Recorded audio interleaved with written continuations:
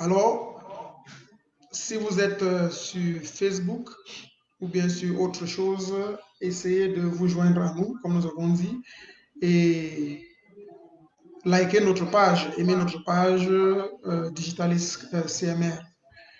Nous allons voir aujourd'hui les principes de base pour le suivi en ligne. Nous allons aussi voir comment faire un suivi en groupe sur les réseaux sociaux en utilisant des petites vidéoconférences, suivi en groupe sur les réseaux sociaux en utilisant des textes. Et nous allons aussi voir comment trouver des articles. Nous allons voir si nous avons le temps. Alors, quels sont les principes de base du suivi en ligne? Quelles sont les choses que nous devons maîtriser en ce qui concerne le suivi en ligne? C'est cette question que nous allons essayer d'entamer, auquel nous devons réagir. En principe, quand nous regardons en général, si nous voulons réussir en ce qui concerne le suivi, nous devons d'abord commencer avec la prière. La prière est la base de toute chose. Ce n'est pas nous qui amenons les gens au Seigneur, nous faisons simplement l'évangélisation. Nous prenons simplement l'initiative de partager l'évangile. Alors, pour que la moisson soit vraiment récoltée, nous devons commencer par prier. Prier que le Seigneur touche les cœurs des personnes, de ceux-là qui sont perdus, afin que ces personnes puissent s'engager au Seigneur. Beaucoup de gens peuvent être convaincus de leur péché, mais le diable les empêche de s'engager. Alors nous devons prendre le temps de prier pour que les personnes que nous sommes en train d'évangéliser puissent se donner au Seigneur. Ça, c'est la première chose à faire.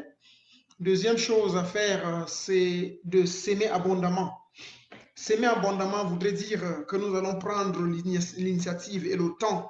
Nous allons tout faire pour nous assurer que nous prêchons l'évangile autant que possible et à autant de personnes que possible. Alors, nous avons vu tout au long de la semaine différentes approches, différentes méthodes, différents mécanismes que nous pouvons utiliser pour partager l'évangile. Et ces différentes approches que nous pouvons utiliser, Dieu est fidèle et il va certainement lui-même toucher ces personnes pour qu'ils donnent leur vie au Seigneur. Alors, regardez un peu cette image et essayez de voir si vous avez quelques questions par rapport à cela.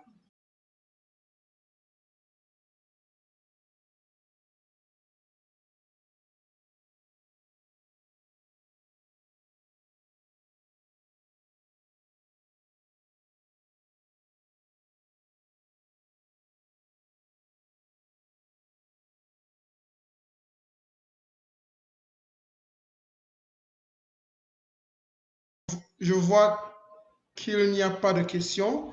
Alors, je vais expliquer très rapidement pour qu'on puisse avancer.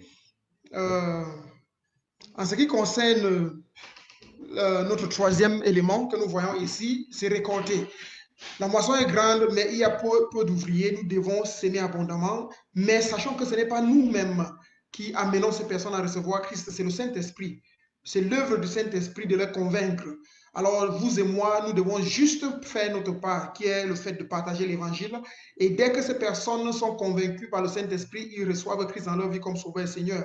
Si quelqu'un ne reçoit pas Christ, ne sois pas découragé. Si tu partages l'évangile avec 1000 personnes, 2000 personnes, et parmi toutes ces personnes-là, il n'y a que peut-être 10 qui reçoivent Christ, sois joyeux, sois content, parce que c'est l'œuvre du Saint-Esprit, ce n'est pas ton œuvre.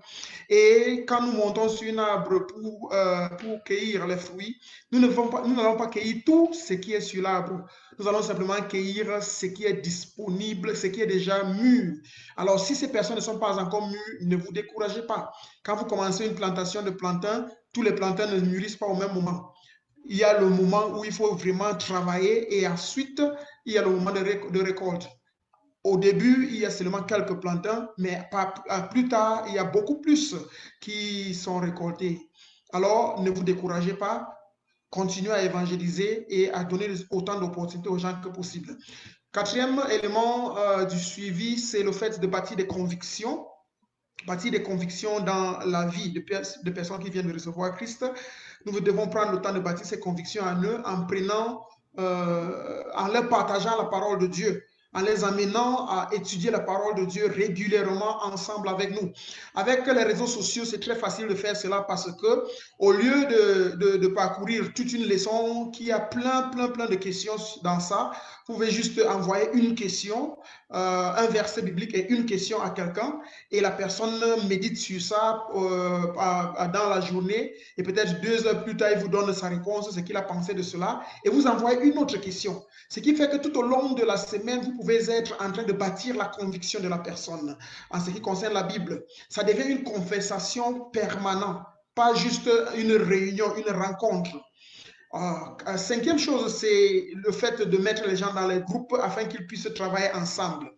Quand nous sommes dans des groupes, nous pouvons partager, chacun peut amener une partie du puzzle.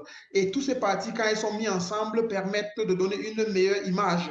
Mon expérience peut être différente de la tienne, son expérience peut être différente de celui de quelqu'un d'autre. Alors, toutes ces expériences mises ensemble permettent de bâtir quelque chose de mieux, d'avoir des convictions plus profondes, de nous entraider en ce qui concerne la croissance chrétienne. Et cela, c'est pour cette raison qu'il est important d'amener les gens dans les groupes autant que possible pour qu'ils apprennent des expériences des uns des autres, pour qu'ils puissent aussi manifester leurs dons que le Seigneur leur a donnés. Dans le cadre d'un groupe, tout le monde a un don, Dieu donne à chacun. Sixième chose, c'est modeler le style de vie. Puisque nous ne pouvons pas rencontrer les personnes physiquement, nous pouvons créer des groupes virtuels.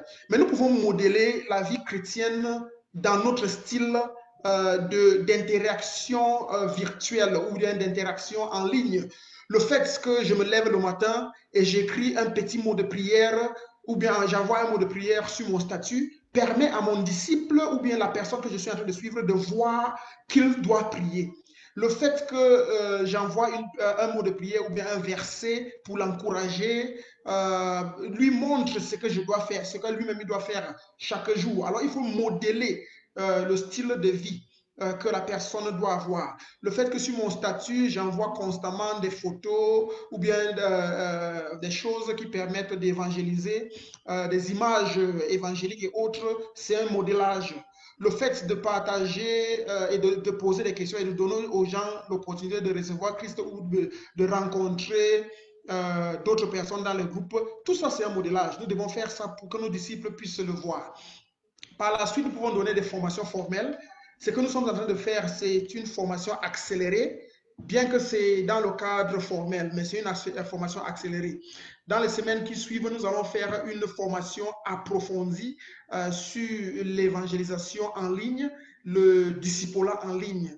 Alors, au cours de ces moments-là, nous allons aller beaucoup plus en profondeur en ce qui concerne chaque élément que nous avons déjà eu à traiter jusque-là en ce qui concerne l'évangélisation en ligne. Et nous allons aussi répondre aux questions que les gens sont en train de poser par rapport à d'autres aspects de l'évangélisation en ligne.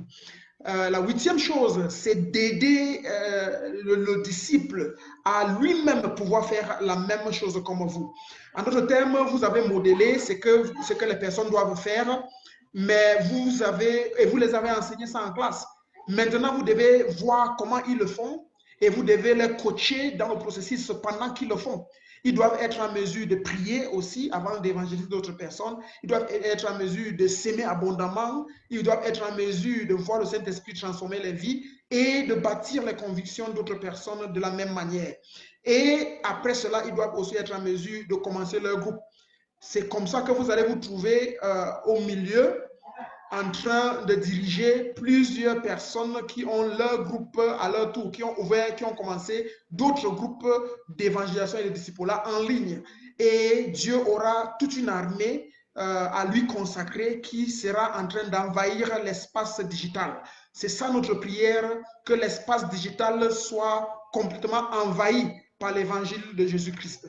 Si vous commencez avec 3 personnes et que quelques temps après, chacune de ces personnes et vous évangélisez aussi 3 personnes chacun, ainsi de suite. Vous allez voir qu'après un certain nombre d'années, ça va nous donner des millions de personnes évangélisées. Je ne vais pas revenir sur ce diagramme, mais sur le processus qu'on peut utiliser pour arriver là-bas.